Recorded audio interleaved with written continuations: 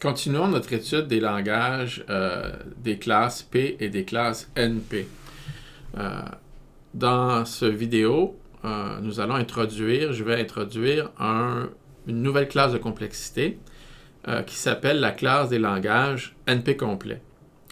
En fait, les langages NP complets, ça va être une partie des langages de la classe NP. Ça va être ceux qui vont être, vous l'avez deviné, complets.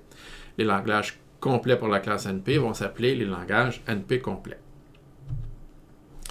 Alors, pour définir un langage complet, on va utiliser une notion de réduction. Bon, dans le cours, les seuls langages complets qu'on va étudier, c'est les langages qui sont complets pour la classe NP.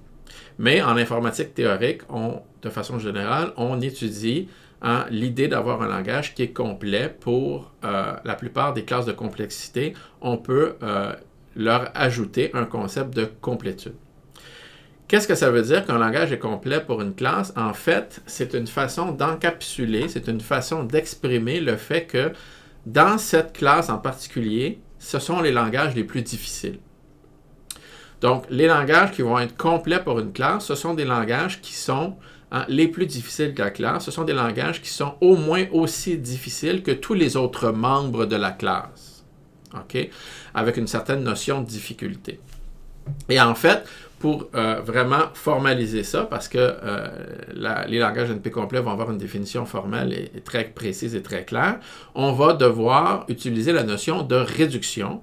Et dans le cas des langages NP complets, on va s'intéresser à la réduction polynomiale.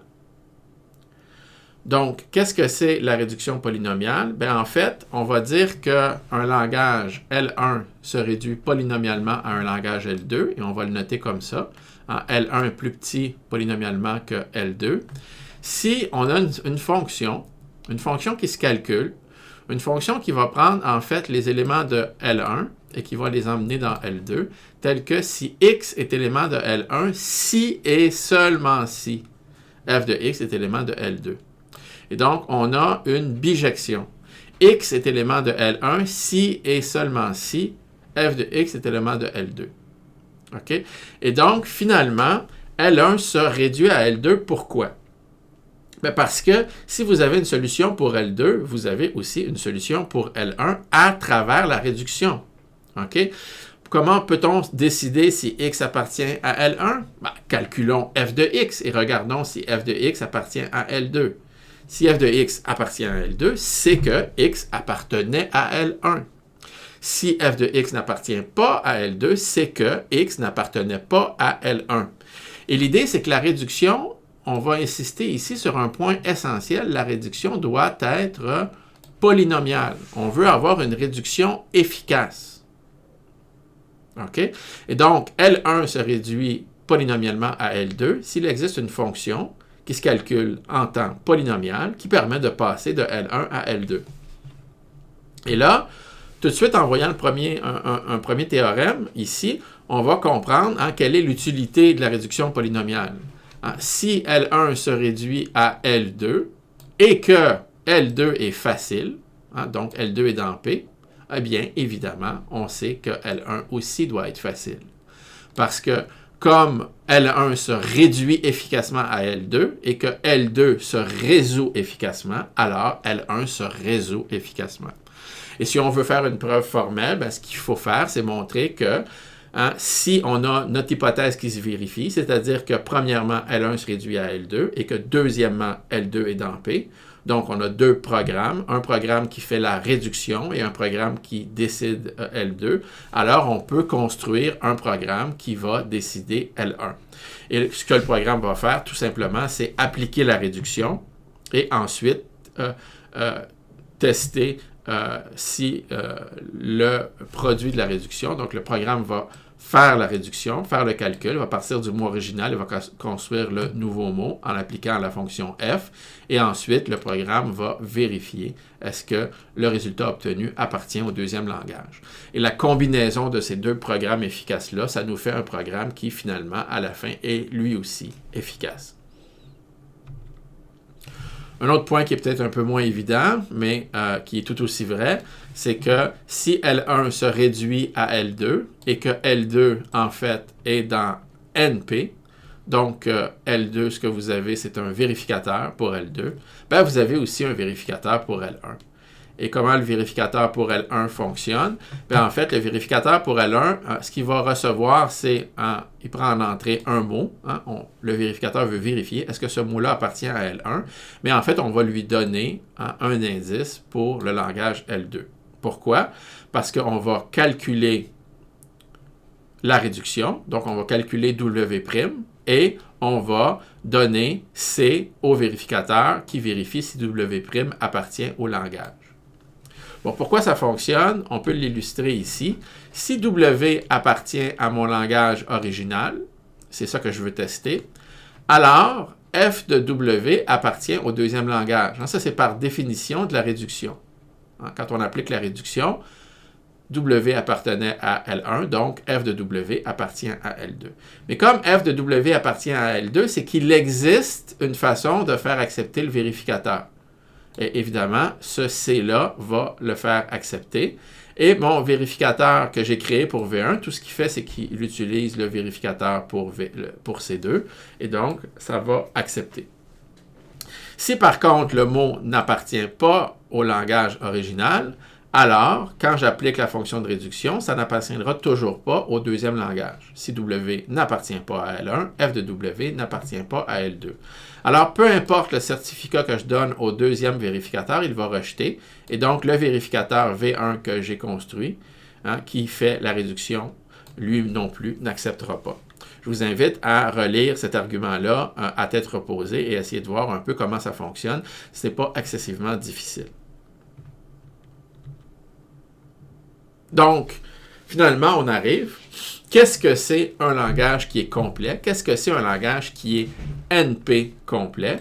Ben, un langage qui est NP complet, premièrement, c'est un langage qui est dans NP. Évidemment, on parle d'un sous-ensemble de la classe NP. On s'intéresse aux langages de la classe NP qui sont complets. On les appelle NP complets. Donc, premièrement, le langage est dans la classe NP.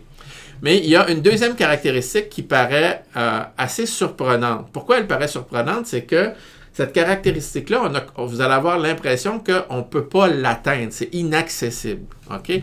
La deuxième condition qu'on a pour qu'un langage soit NP complet, c'est qu'on veut que tous les langages de la classe NP, tous, sans exception, tous les problèmes qui existent dans la classe NP vont se réduire à L. En particulier à ce problème-là.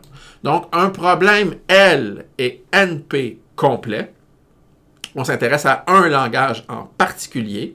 On va dire ce langage-là, il est complet si premièrement, il est dans NP. Bon, ça, c'est facile, c'est évident. Il y a beaucoup de langages dans NP. Mais la deuxième condition paraît absolument impossible à satisfaire. En fait, en pratique, c'est on veut que ce langage-là soit plus difficile que tous les langages dans NP, ou au moins aussi difficile que tous les langages dans NP, et on définit ça de la façon suivante. On veut que tous les langages se réduisent à L. Tous les langages de NP, sans exception, se réduisent à L de façon polynomiale. Alors, qu'est-ce que ça veut dire? Ça voudrait dire que L est hyper difficile parce que tous les langages se réduisent à ce langage-là. Tous les langages dans NP se réduisent à ce langage-là. Donc, il est au moins aussi difficile que tous les langages dans NP. OK? Mais je vais vous donner une autre définition un peu plus intuitive de qu'est-ce que ça veut dire d'être complet pour la classe NP. En fait, l'autre intuition que je vais vous donner, c'est en fait un théorème très facile à démontrer, très simple, qui va jeter beaucoup de lumière sur la raison pour laquelle on définit les langages NP complets.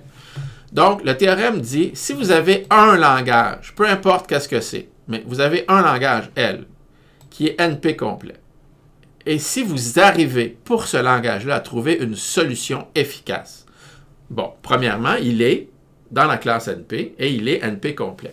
Mais en plus, vous êtes super futé, vous réussissez à trouver un algorithme efficace pour le résoudre. Donc, il est aussi dans P. Alors, ce que ça veut dire, c'est que P égale NP. ce que ça veut dire, c'est que tous les langages dans NP sont en fait faciles. Ben, pourquoi? C'est parce que comme le langage, il est complet, tous les langages se réduisent à ce langage-là. Alors, si vous trouvez une solution à un problème complet, vous avez automatiquement trouvé une solution à tous les problèmes dans la classe.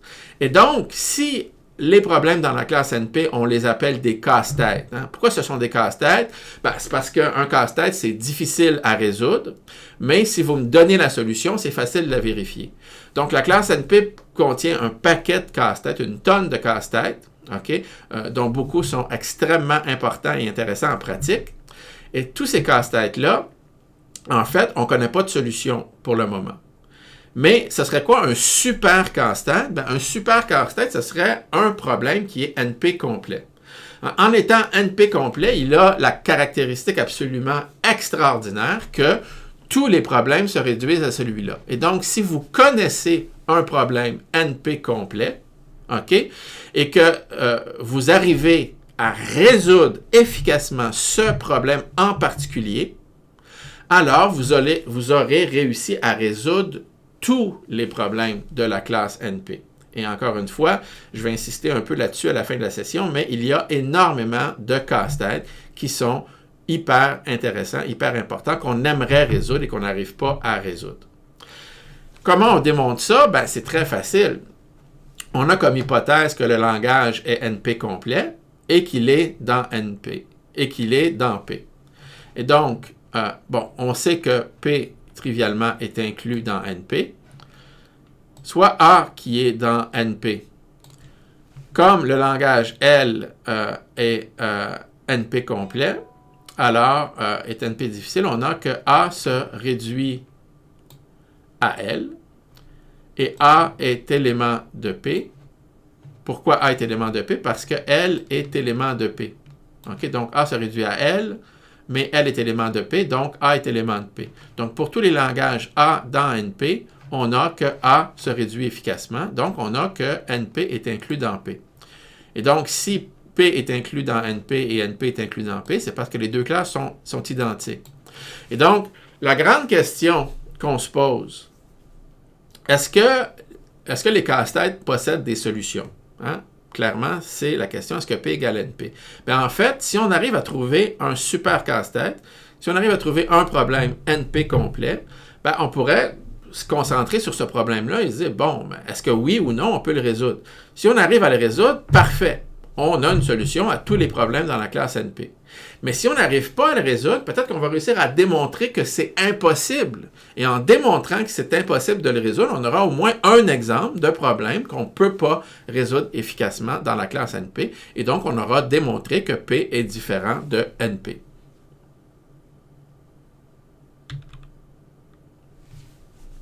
Si on peut résoudre un seul problème NP complet efficacement, alors on aura résolu efficacement tous les problèmes dans NP.